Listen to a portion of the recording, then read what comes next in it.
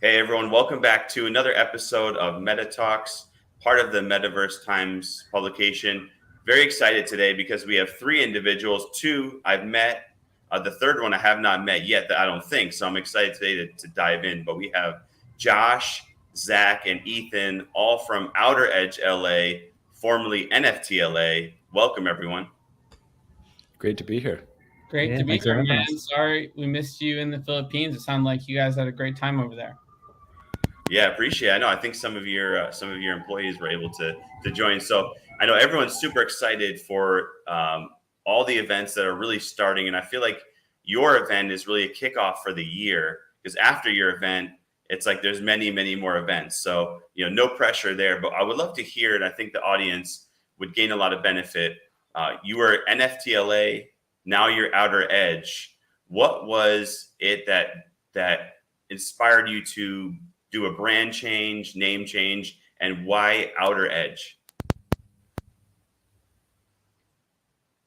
Yeah, that's a good question. And I know when you say no pressure, you mean on the other events that have to come after us, right? That's what you mean.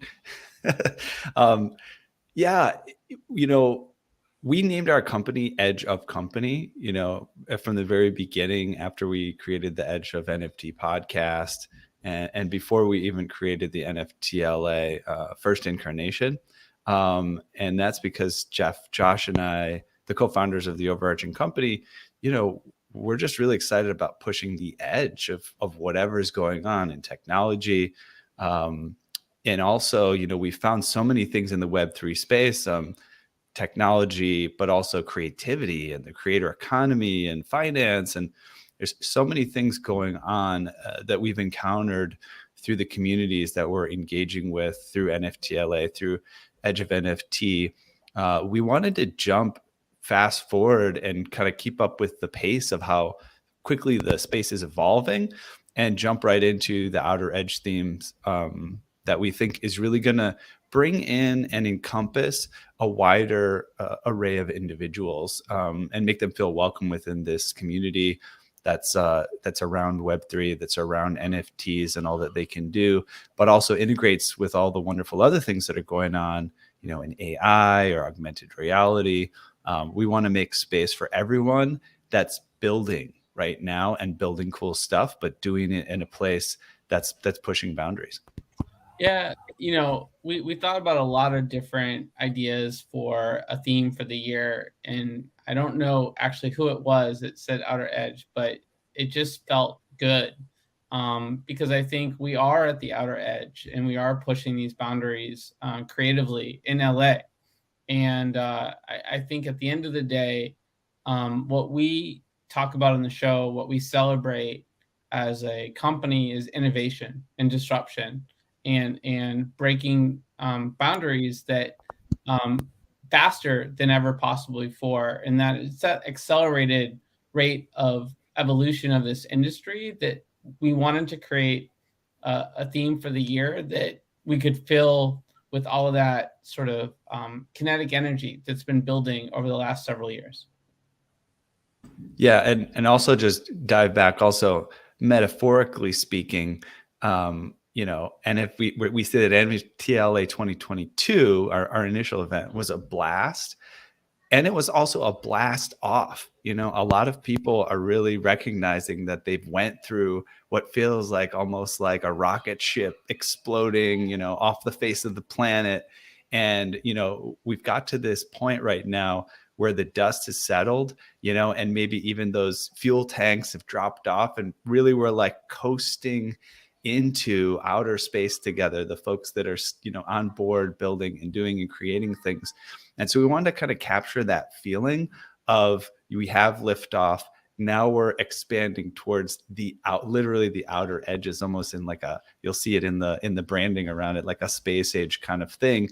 And you'll hear more about the way we're going to execute the event, which we believe is very unique.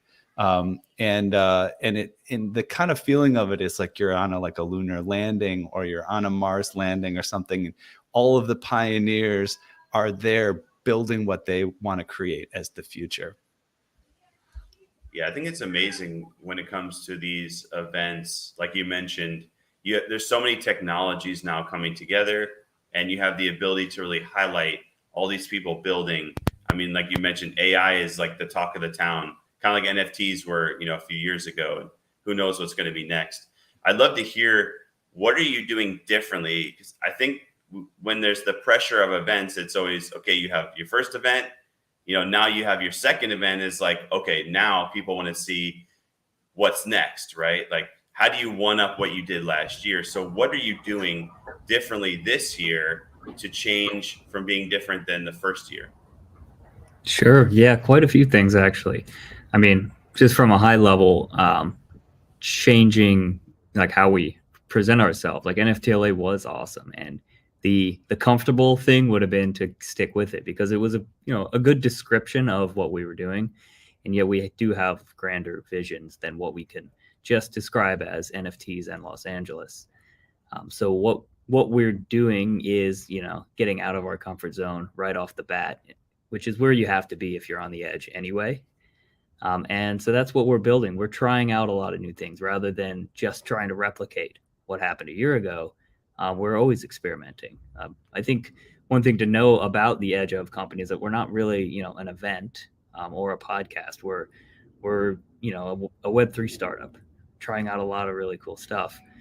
And so part of this year and like what's happening on the outer edge is a really cool, us leaning into decentralization, inviting communities and innovators inside of our big event through a program of land grants where people can apply, and it's not at all like, say, sponsoring a conference. This is someone with a really cool idea for an activation or a really active community that wants to come and join and have everyone be together for a couple of days and build something really special, whether it's demoing some tech no one's ever seen before or putting together an art gallery. And we've got a bunch of other like really cool applications coming in for these land grants that we're going to be announcing over the coming weeks and that you're not going to want to miss. So that's one of the things we're doing, really kind of leading in, as I said, to that decentralization. And another thing, as Ethan hinted at, like we know that this is the time for builders. And, as part of our commitment to being part of that and supporting builders, we're again stretching ourselves well out of our comfort zone and hosting our first hackathon. So we are putting together a hackathon that's going to kick off Outer Edge. So the weekend prior to the event, on Saturday and Sunday, will be a 2-day hackathon. And the theme of it is empowering creators. So we're going to get together as many of the best Web3 hackers and builders that we can and task them with coming up with great solutions that will make creators, more powerful or make their lives easier. So those are probably the two things that are the most different and that I'm particularly excited about coming up here in March. Yeah. Well, go ahead, Ethan. Oh yeah, no, particularly not just empowering creators, but supercharging the creator economy. As I think I used that term earlier, I'm very excited about that term in general. When I started to get into the Web3 and NFT space, I just knew there was something here that resonated with me. I'm a creator. I'm a creative person. I make music. I've made art, write things, but I'm also technical, scientist and things like that. I didn't know really what to expect in this space, and having a vision for over 10 years, that I heard from Sal Khan of Khan Academy that a creator economy is coming, and being very excited about that, right? And this theory that robots and AI are coming, but they'll take our jobs. Great. So now we can do what we want, what we're great at as humans, right? We can be creative. And so I've just been particularly excited about that. I'm excited about how the hackathon is here to support that, right? People expressing their true selves and their true talents in this domain. And having it's not just programmers that we're inviting, it's no code people in that movement, designers, people in marketing to come together and build for the creators that will be more amplified in the future, no matter what. Yeah, Ethan, I have to agree with you. I'm very excited about creators economy because also, to your point, people from all around the world can be a creator and make money can create generational wealth, can, basically retire their parents, their families. I think it's something that will, like you mentioned, it's going to change the world. And the fact that it used to be like a starving artist, no one wanted to be a creator, I don't think, in the past, because that was like the job where you could not make any money and you were going to starve. But now it could be the future, right? Like if robots are going to take over a lot of our jobs, they're not very creative as of yet. Hopefully not. Chat GPT creative hopefully does not come out. But I'd love to hear maybe, I don't know, from Josh or Zach too. How do you feel about the influence of the creators economy in the future of how we all do business, and with everything being so global? Yeah, I would say that the opportunity to be creative, for all of us to be creative, because I think we all are creative, has never been bigger from the perspective of being able to capture value for that creativity. From these digital fashion companies that, you can create a design and have someone else use it and get a dividend on it, to collaborating across borders with people from all over on projects and having a global impact. This is all possible now and wasn't necessarily possible before.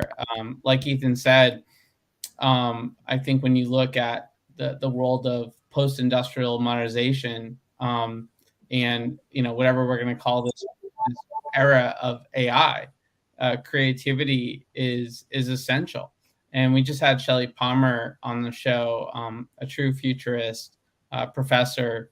And, we talked about how that creativity can be enhanced, like with AI, with Chat GPT, as opposed to it being sort of a weapon of mass destruction. And we'll have these conversations at Outer Edge LA too. But when you think about it, you can mold your creativity with the help of tools, right? Like just like keyboard technology and music technology generally has advanced tremendously to support creativity. AI is possible to deploy in the metaverse. I know you love to talk about the metaverse, Daniel, and there's companies out there that are using AI to create worlds or to create structures in worlds much faster. It's not that easy to build virtual buildings. It takes time and effort. To be able to use AI to enhance that creativity gives us the ability to sort of have an unfair advantage against sort of a world where just technology rules everything. That creativity gene that lives within us, it becomes that nucleus of the future. Yeah, and to bring Web3 into the conversation, what I think a lot of us are most excited about and drawn to it is an alternative to what is almost seemed like an inevitability of monopolization and ownership by a very few, that has become more and more prevalent. And it remains to be seen if this revolution will be successful, but it's definitely where I want to be on the front lines. And I think all the dogs in the world agree with Zach. Yeah. I was gonna say we have a guest and they're very excited. We're introducing Zach's dog as another co-presenter at the convention. There you go. I like that. Yeah, Ninja's collection drops next week.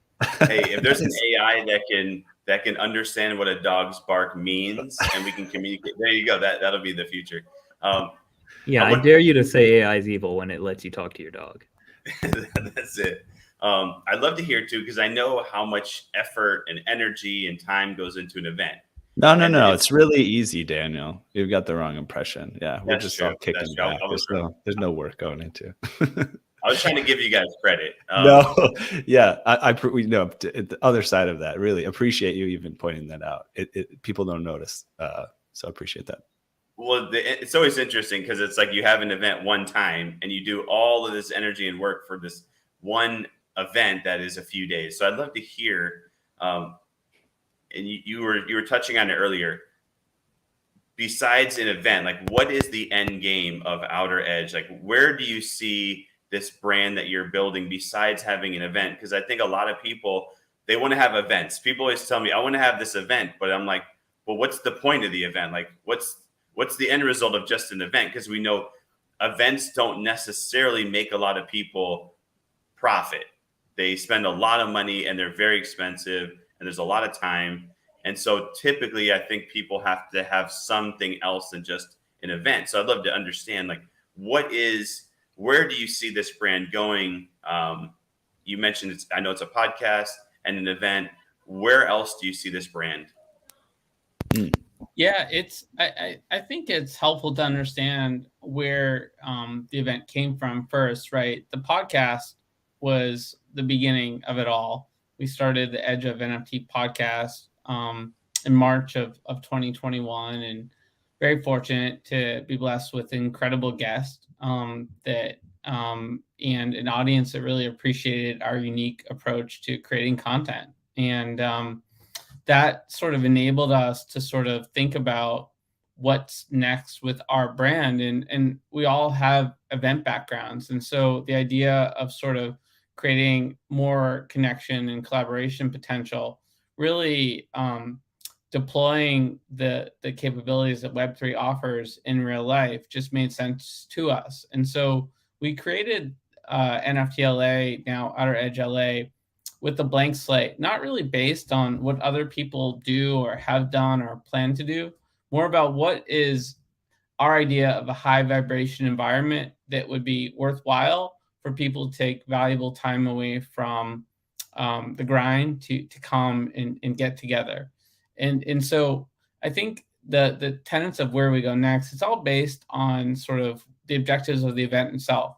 We want to, continue to help lead the charge around co-creation, collaboration, and deployment of Web3 technology. So, there's a lot of partnerships that have been in motion that will continue to be in motion, where we can support other leaders in the space doing what they do, as well as emerging projects doing what they do. We want to create more content. We want to diversify that content across all these different areas, right? We enjoy talking about everything. We're not sort of one-dimensional with the conversations, and you already see that on our show, Edge of NFT. So we're going to keep talking about more things with more people. Keep doing more cool events that cover the full gambit of what's available and at the outer edge of technology. And then we're building some technology too. We received some funding from a great group of investors led by the Brink Luna Accelerator Program. And, we're deploying some technology to help people receive the full benefits and rewards that Web3 offers. And who knows, maybe, Daniel, you'll have to be a beta tester for a new product when we're ready to, start that beta testing process. I think you'd be a good one. Yeah. Yeah. Just another comment too on where this is all headed.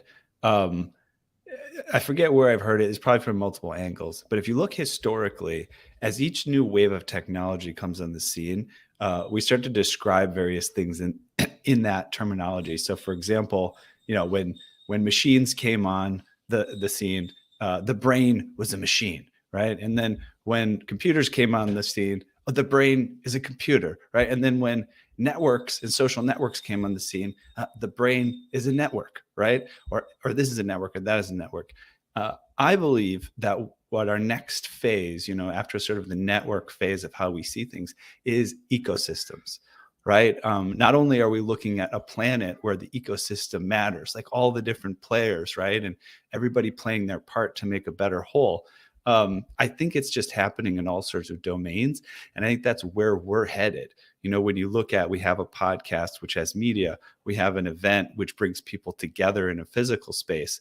And then we're building this technology to support all of that, right? And really what are we doing is we're helping to support an ecosystem. And I think that's really where it all goes. It's making sure that everybody within that system can really fulfill their full potential by coming together, with the right amounts of, a dash of this and a splash of that. And it all comes together to make a grander picture. Yeah, Wow. I mean, I'll just echo what Daniel said. Like, you don't get into doing events to make money. If you do, you're going to be disappointed with the amount of work and what you get out of it. But when you do an event and you do it for the reasons of creating great conversations and being around like the kind of people that you want to be around, you might just get hooked on attending or hosting, depending on your personality profile.